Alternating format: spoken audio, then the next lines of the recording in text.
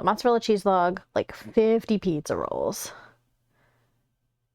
And then maybe you'll feel like you understand, little stranger.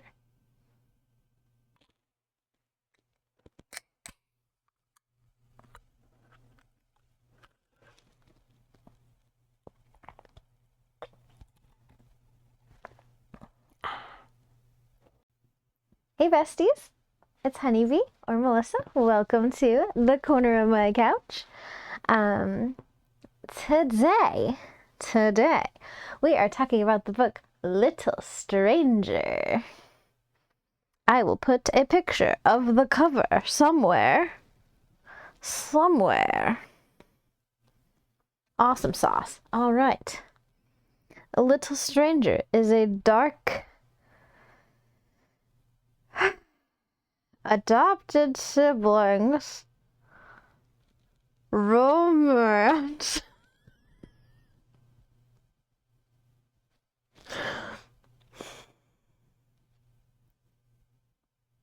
I will say, I literally downloaded it on my Kindle with the mindset of like, I've heard a little bit about what happens. I know the MMC is like really crazy. I know that it's dark. I know that they're, in the eyes of the law, related.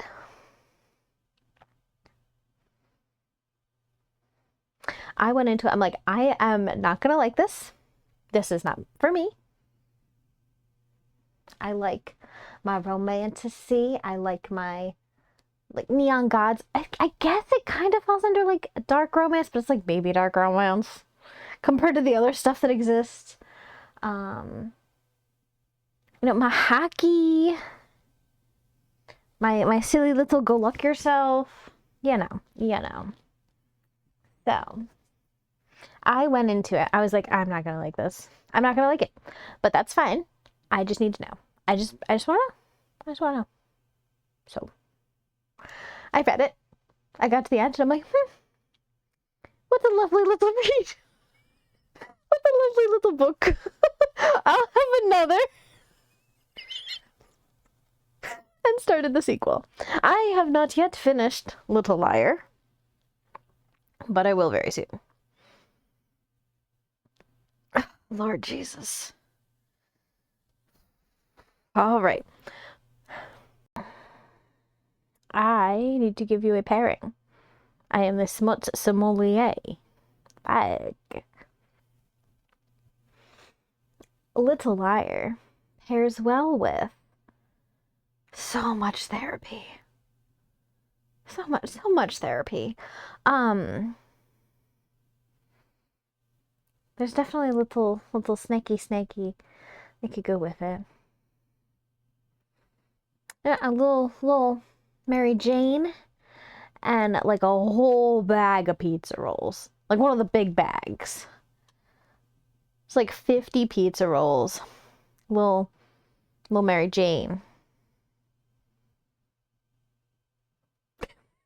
And therapy.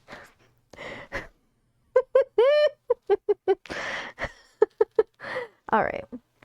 And while we're in there, let's throw in a whole like mozzarella cheese log.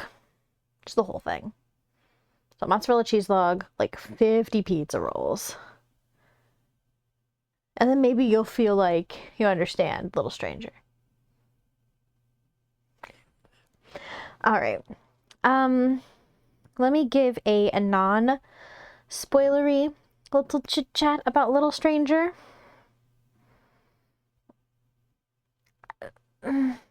They're adopted siblings. It's definitely taboo. I thought going into it, because based on what I had heard, snippets that I had heard, I thought it was much more one-sided than it actually was. Again, like I don't want to spoil anything, but at least the feelings are mutual. As absolutely cracked as that is. Yeah, we'll go with that. I don't want to say it's cute. It's not cute. He is very protective of her, which if you're into that, great. Very much the like, you touch her, you vibes. Weird because it's her brother. He calls her little sister. Ugh. Mm. You can tell there are bits in here that were not for me. So they were both like traumatized as children, adopted by the super wealthy family. And everything's rainbows and butterflies. Ooh. There's a lot that happens. I need to get into the spoiler discussion because of Lord Jesus. This was better than Priest. I had a better time reading this book than I did reading Priest. Oh. And the Lord was with us in Priest. The Lord is not with us here. We have strayed far from the path. All right. So, on to my spoilery little chit chat. So, we have Olivia and Malachi. Olivia is the daughter. She was adopted first. Then they take in Malachi. Malachi was traumatized as a child, and he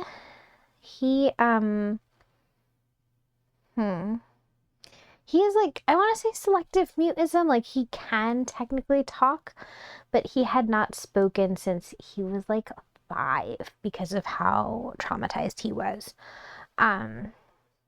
So Malachi, when he gets adopted by the Vice family, Vice. Anyway, he has like selective mutism, almost more extreme than like typical selective mutism. He does not speak at all because he was traumatized as a child. So he communicates with sign language, which is really cool to see sign representation in media, like books. I feel like I also liked how they handled it.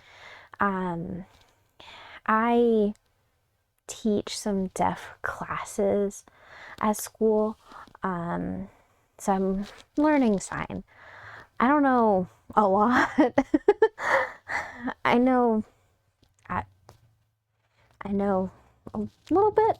I know some of the basics, but like when he signs sorry, and like they describe like how he puts his fist in a circle like on his chest, it's like yes. Like obviously they don't describe every single gesture and sign, but they do some of it. And at one point in the book, she like turns the lights off, and he gets really upset because he's like, don't you dare silence me, because he has to communicate with the lights on. It's really neat to see sign represented in books. I feel like that could have been, I don't know, there could have been even more. But I really like that. That's something that's like very special to me because some of my students are deaf.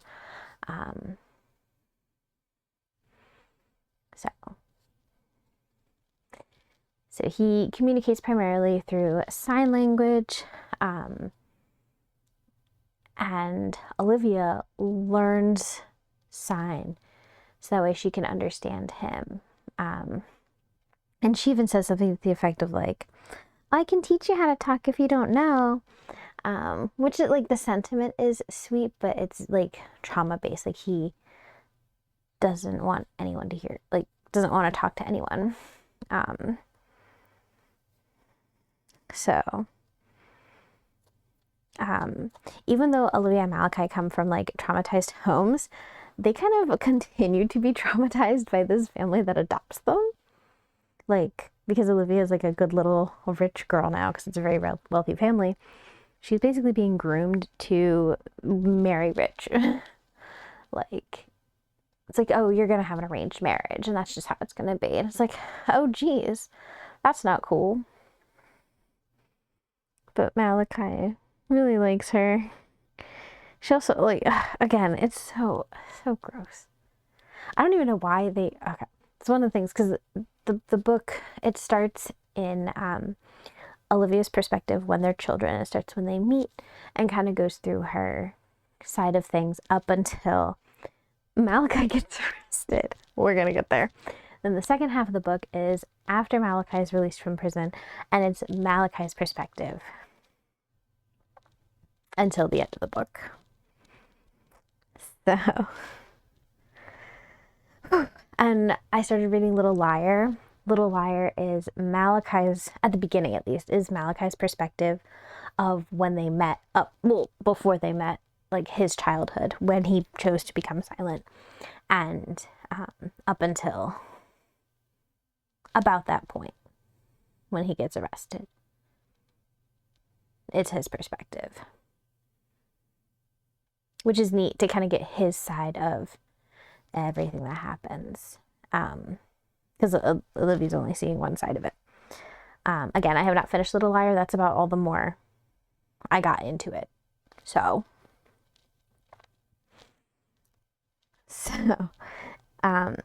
as kids, their parents put them in the same bedroom because they're like, they need to bond. They're like, what, 8 and 9? I don't know. I feel like that's on the parents for putting them in the same room. But like, yeah, sometimes we snuggle with each other in bed. It's great. It's like,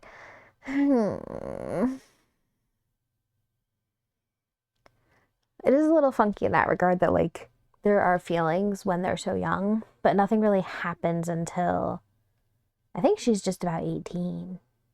Like, graphic scenes described. One of the things that happens is, like, her mom pays one of the people that they're trying to arrange a marriage with to take her V card. Insane. Absolutely crazy. And, like, it obviously is very upsetting for Malachi to find that out, that, like, she was used in this way.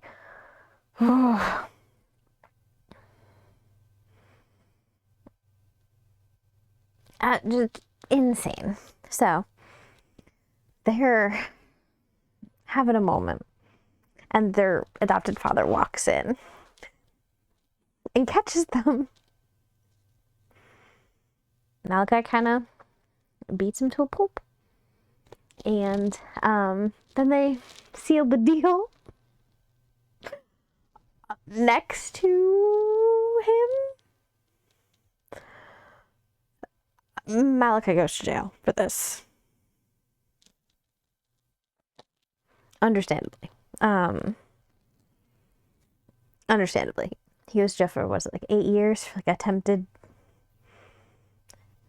unaliving, all that good stuff. Oh, man. So, yeah, that happens.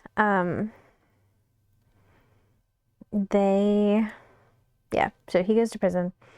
She, like, he writes to her. She doesn't write back. But when he's released, she, like, calls him. I don't know. After he gets released from prison, he doesn't, like, rush to her. He's like, she'll come looking for me. It'll be fine. But, like, she doesn't. It's weird. But he stalks her, understandably, as all the dark romance boys do. So after he's released from prison, he is, like, watching her. He gets, like, an apartment across the street from hers, and he breaks into her apartment while she's asleep. Not only is it while she's asleep, he spikes her adult beverages that she, like, long day of work, let me just take a little sip of something. She'll have one glass and be knocked out because he's done something to it. So he comes in and, like, gives her a bath, puts her to bed, cleans her apartment, then leaves. And then later on he does more than that without her permission. And that's kind of shady. Don't like that one. Not a fan.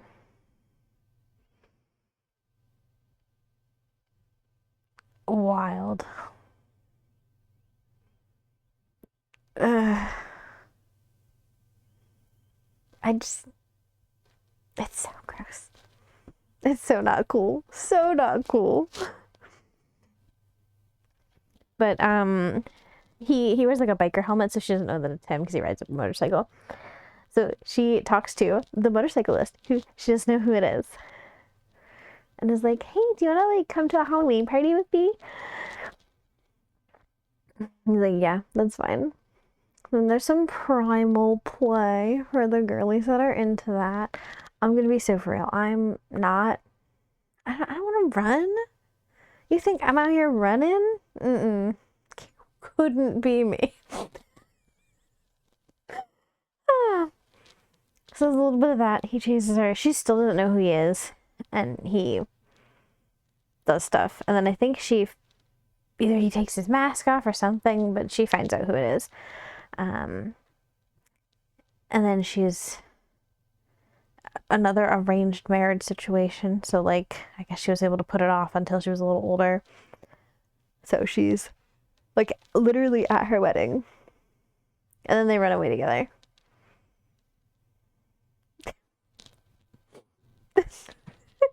I was like, what? I will have another. Because I was a little concerned about, like, how the sequel would go. Because it's like, it kind of, I don't want to say it ends happily ever after. That is not a happily ever after by any means.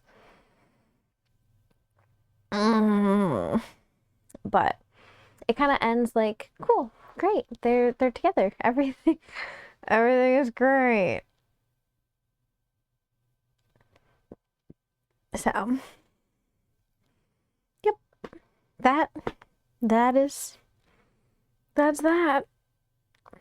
I am excited to see where Little Liar goes. I wasn't expecting to get like their whole childhood from Malachi's perspective, but it was good to see because there's a lot of stuff in there I was not a fan of. I was like, why am I reading this? But you know, it'd be what it do. So I hope you enjoyed my little chit chat about Little Stranger. It is something for sure. For sure.